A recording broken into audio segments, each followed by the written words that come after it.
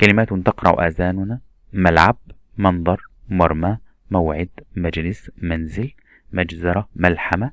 فما هذه الكلمات؟ هي أسماء زمان وأسماء مكان. فما اسم الزمان واسم المكان؟ اسم الزمان اسم مشتق للدلالة على زمن وقوع الفعل، مثل مبدأ العمل 8 صباحا أي وقت بدايته، ومنتهى العمل 3 أي وقت نهايته. اسم المكان مشتق للدلالة على مكان وقوع الفعل، مثل مدخل المدرسة نظيف أي مكان دخولها، ملتقى اللاعبين النادي مكان التقائهم. ونميز اسم الزمان عن اسم المكان بمعنى الجملة، فنقول: الصباح مطلع الشمس، أو الشروق مطلع الشمس. هنا اسم زمان، والشروق مطلع الشمس اسم مكان. صياغته: يصاغ اسم الزمان أو المكان من الفعل الثلاثي على وزنين هما مفعل بفتح العين ومفعل بكسر العين. مفعل بفتح العين إذا كان الفعل معتل الآخر، مثل مسعى، ملهى، من سعى أو لها.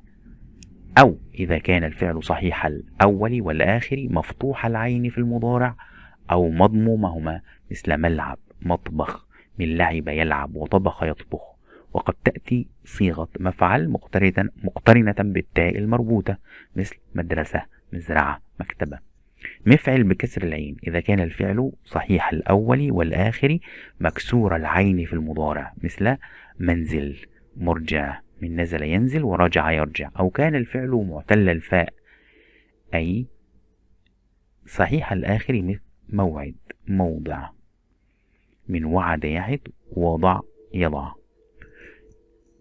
يصاغان من غير الثلاثي على وزن اسم المفعول من، أيننا نأتي بالمضارع ونقلب حرف المضارعة ميما مضمومة ونفتح ما قبل الآخر كما نفعل مع اسم المفعول. فاسم الزمان والمكان من استخرج، مستخرج، ونفرق بينهما بمعنى الجملة. في الصيف مستخرج السمك من البحر أي زمان، مستخرج الصيف مستخرج السمك من البحر أي زمان. وفي الأرض مستخرج الذهب وهو اسم مكان.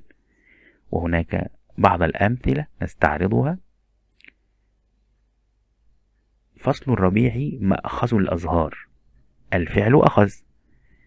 الفعل فصل الربيع مأخذ الأزهار، الفعل هنا أخذ. اسم المكان الحديقة مأخذ الأزهار.